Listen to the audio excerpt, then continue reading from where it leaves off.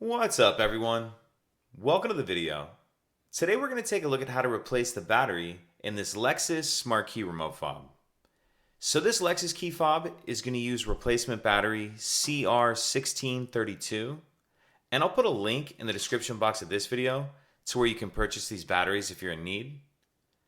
The first thing we want to do is remove the emergency key that's in the bottom of our key fob. That's done by pressing this release here, and then the emergency key will slide out like that. Now if we hold the key fob with the buttons facing down and we take a look at the space where this key just came out of, we see this little notch right here. And if you notice, there's a little bit of a lip on this key. What I'm going to do is put the key in the notch like that, and then I'm just going to twist it. And as you do that, it pops the back of the shell up. Go ahead and pull the back all the way off. Now we see our battery right here. And there's another little notch, a little cutout right here that you can use.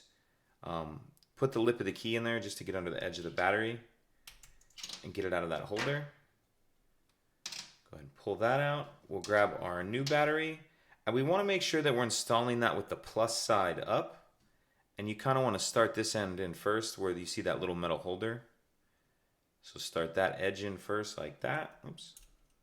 Start that edge in first like that, and then pop it all the way into place. And then go ahead and put the back cover on. Snap that down. Slide our emergency key back in. And that's it. If you have any questions, please let me know. If you could take a second to like and subscribe, it helps us out, and I'd appreciate it. Thank you.